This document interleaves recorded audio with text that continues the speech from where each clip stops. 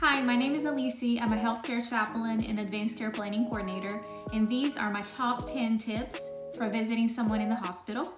Part 1. Number 1, before you even visit, it's always a good idea just to make sure that it's a good time for a visit, because sometimes it's really not. So it may be really as simple as sending a text to the person that you want to visit if they're well enough to be able to respond and say if it's a good time or not, or maybe text a family member, somebody who might know what's going on. Or if that's not possible, you can always stop by the nurse's station before you visit and just ask, is this a good time for a visit? Number 2, what can you bring? So sometimes people don't want to show up empty-handed. They want to bring a little something to the person they're visiting, which is a nice gesture.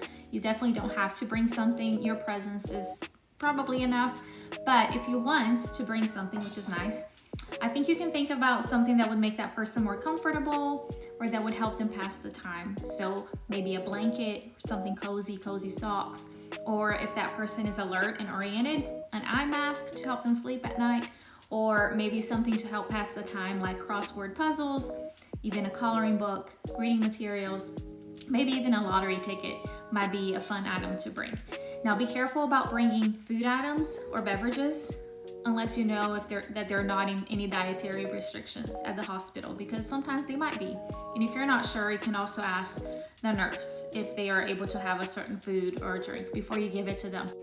Number 3, check your surroundings in order to protect the person that you're visiting. So before you even walk through that door, take a look on the outside of the door to see if there are any signs that we need to observe. So sometimes there will even be a sign saying no visitors at this time. There's usually good reason for that. Sometimes the sign will have some instructions about protective equipment that you need to put on before you go in to see that person. That's for their protection. So please observe them. If you're not sure how to put on a gown or gloves or whatever it is that the sign says, just ask for help. Somebody in the unit can help you put those on. Also important to sanitize your hand. Needless to say, don't visit if you're sick because you don't want to make that person feel worse than they're already feeling. And don't wear any strong cologne or perfume or scents on yourself if you can. Don't smoke before you go visit that person, because some people can be really sensitive to scents and smells in the hospital, especially if they're nauseated or having any other kinds of symptoms like that. I always think it's a good idea to knock and announce yourself before you go in. And then as you go in, still check your surroundings, make sure you don't disturb any medical equipment, don't touch anything. And if you're shaking that person's hand, be careful not to disturb their IV, that can be a little painful, and not to touch any medical equipment around them. Number 4, make your visits brief. Typically, brief visits are best because even though it's super nice to get a visit in the hospital, it can also take a lot of energy from the person that you're visiting, especially if they've had a lot of visits or it's just been a hard day.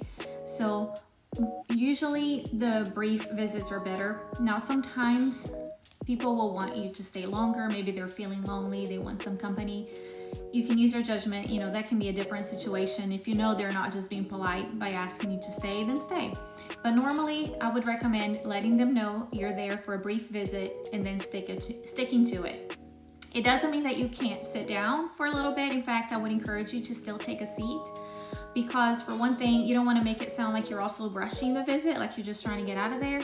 And because when somebody's in the hospital bed, it can be very disempowering, vulnerable state to be in when somebody's always standing over you, right, whole day long. So it's nice if you can sit down and just look at them at eye level instead of towering over them. It can be a little bit more empowering, and it can help deepen that connection a little bit if you're able to do that. Now, don't sit on their bed though, because it can be very unhygienic for you to come in with your street clothes and just sit on their bed, but also it's just kind of getting into their personal space a little bit. So if there's not a chair around, then just stand. Number 5, use your listening skills. Definitely listen a lot more than you speak when you go visit your friend or a loved one in the hospital, and let them lead the conversation. Sometimes people will want to vent about what's happening, about how they're feeling, and what's going on with them, with their health. And at other times, people just want to talk about ordinary things, normal things, because they're tired of talking about their illness or answering the same questions over and over. So let them lead the conversation. Ask an open-ended question, maybe, how are you getting through the day today? And let them lead. It's okay if there are moments of silence in the conversation. Don't feel like you have to bring a specific message, an encouraging message, or the answer to why this is happening to them. Don't go there. The important thing is that you're there. Sometimes people get so caught up in what should I say, but the message that you're bringing is that this person matters to you, you're there, they're not alone in what they're facing, you're thinking about them, you care about them. That's the message, and that's what you're doing just by showing up. So be encouraged by that, and don't feel like you have to fill in all the gaps in the conversation. And also, if that person starts to cry or if they get upset, it's okay. Don't feel like you have to fix it. Don't feel like you've caused something you have to apologize for making them cry. It is okay for them to express their feelings, to be upset. It might make you very uncomfortable. It might make them uncomfortable, but that's a really important part of connection. So be okay with being uncomfortable, I suppose. So these are my first 5 tips for visiting someone in the hospital. Watch for video 2 for the next 5 tips, and let me know in the comments if you want to add your own tips.